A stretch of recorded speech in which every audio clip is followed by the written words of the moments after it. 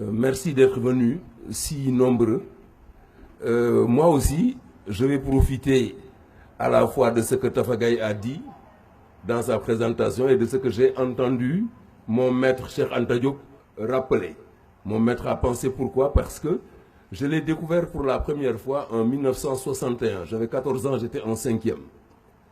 Il y a un monsieur qui est venu à la Médina, qui avait son tourkinyarem blanc et son tchaya blanc.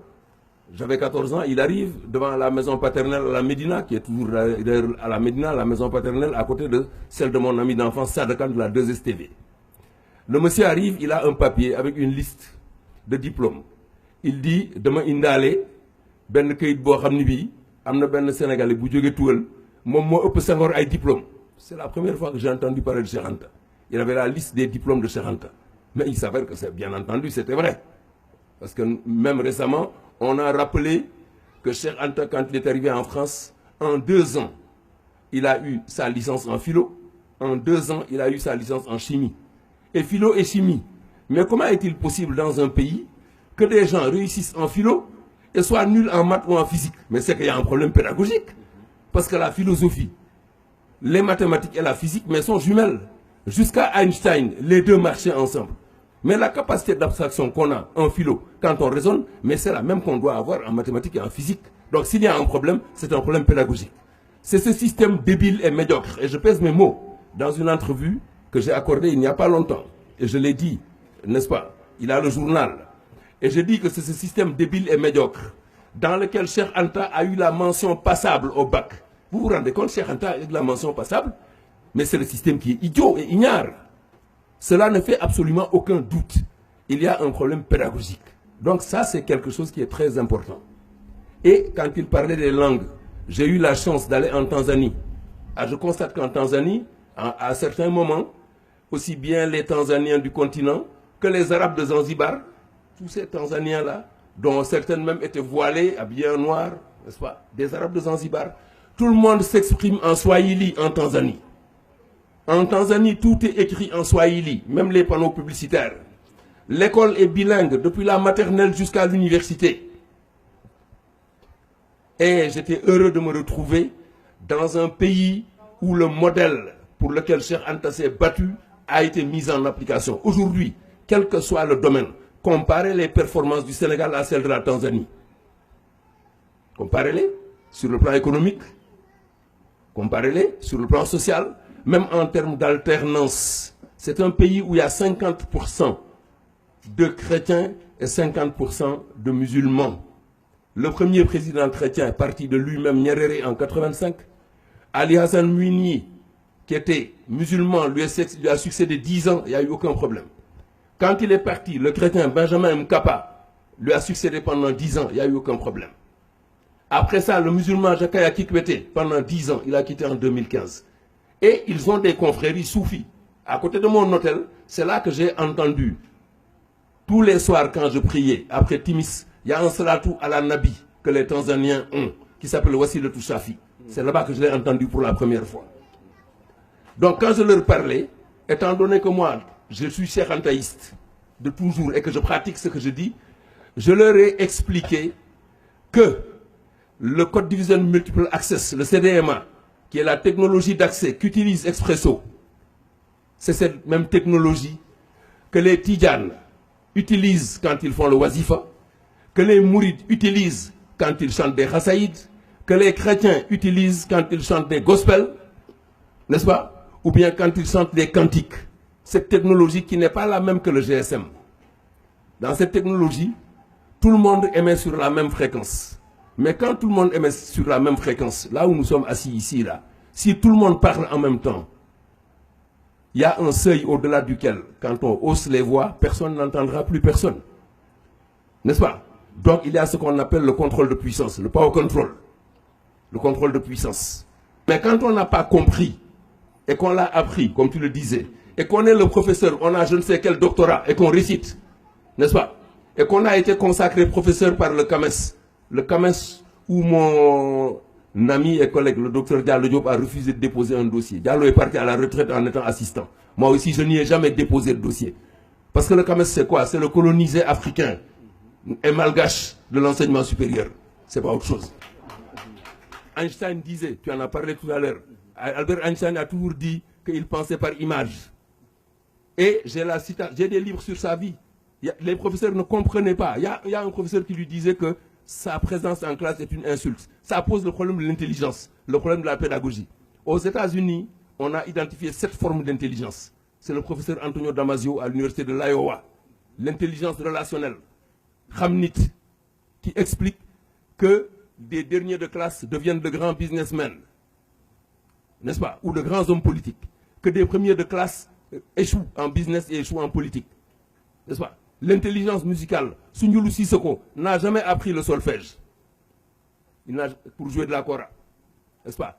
L'intelligence corporelle, il disait que je suis un sportif, mais la fin de corps, en football ou en handball, parce que je l'utilisais, Tidiane l'utilisait beaucoup, au football aussi, mais la fin de corps, c'est un algorithme que le joueur conçoit en temps réel, à la vitesse de la lumière, et qu'il l'exécute. Il embarque l'adversaire sur une fausse piste, et puis il change.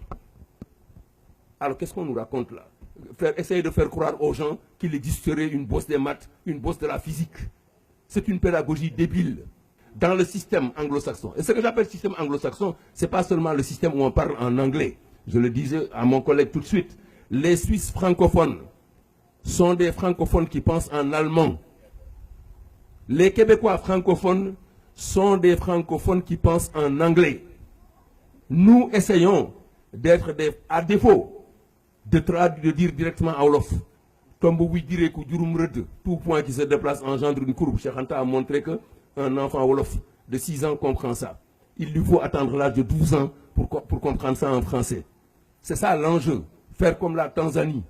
Voilà, sinon, on n'a rien compris. Et puis, un système d'enseignement dans lequel il n'y a pas d'évaluation. Ce qui fait la force des systèmes anglo-saxons, c'est qu'il y a une évaluation des enseignants, une évaluation de l'enseignant et une évaluation de son enseignement. Sinon, le maître, c'est Dieu le Père, le magistère dixit, comme au temps de Rabelais, comme au Moyen-Âge. C'est quoi cette histoire-là? C'est ça le problème qui se pose. Et nous avons affaire à une camarilla qui, sous prétexte de syndicalisme, de SAES ou de je ne sais pas quoi, là, n'est-ce pas, une corporation de gens qui sont en train de sacrifier nos enfants. N'est-ce pas? Et moi, ce combat-là, je l'ai toujours mené. La première fois, c'est il y a 33 ans à Abidjan. C'était le premier séminaire sur l'enseignement des mathématiques en Afrique noire francophone. Et j'ai encore le texte de ma communication. Je peux le distribuer à qui le veut. À l'époque, tous les directeurs ici, à la Sénélec, étaient mes étudiants à l'École supérieure interafricaine d'électricité. Je ne suis jamais rentré en classe avec l'idée de les éliminer. Parce qu'un système normal, c'est un système dans lequel on essaye de faire réussir 95%, 90% des gens. Pourquoi? Parce que les excellents, ceux qui ont gagné le concours général, mais ils n'ont pas besoin de professeurs. Les très bons n'ont pas besoin de professeurs. Les bons n'ont pas besoin de professeurs. Les assez bons n'ont pas besoin de professeurs. N'est-ce pas? La vraie pédagogie, c'est tirer, n'est-ce pas, ceux qui sont moyens vers le haut. Nous sommes comme les Asiatiques. Nous avons une pensée circulaire. Nous partons de l'extérieur de la spirale jusqu'au... Les gens ne répondent jamais directement quand vous leur posez une question. Pourquoi? Nous, dans notre logique, jamais quelqu'un en face de son père ou de son supérieur hiérarchique ne lui dit non quand c'est pas vrai. Il lui dit oui, mais. Il lui dit oui, mais. Nous, notre logique, c'est oui, oui, mais et non. Alors, quand on ne comprend même pas sa propre logique, mais c'est normal qu'on se fourvoie. C'est ça l'enjeu. Et il est temps que les gens se réveillent. Et je n'ai pas apporté mes livres, malheureusement. Je ne savais pas que mon livre Inventeur et héros noirs, voilà. Je ne l'ai pas apporté. C'est le premier que j'ai publié à Montréal en 1994, dans lequel il y avait des Noirs africains et antillais. Parce que tout ce qui existait avant, c'était seulement des Afro-Canadiens et des Afro-Américains. Le deuxième, Lumière noire de l'humanité, où il y a les inventeurs, les héros, les artistes et les sportifs, avec Cheikh Modibo Diarra chez moi, le 25 avril 1999, alors que les gens couraient après lui ici pour qu'il vienne à leur forum Next Einstein. Il n'est même pas venu. 1999, j'ai travaillé avec lui à Libreville, le premier sommet africain des sciences et nouvelles technologies.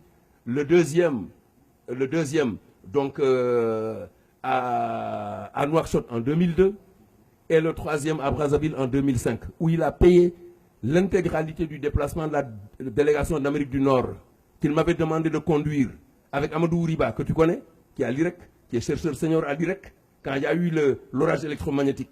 C'est lui que Hydro-Québec a envoyé pour expliquer ça à la télévision, aux Québécois, n'est-ce pas? Bon. Maintenant, Moustapha Fall, qui est au Manitoba, je viens de lui parler il n'y a pas longtemps, informaticien.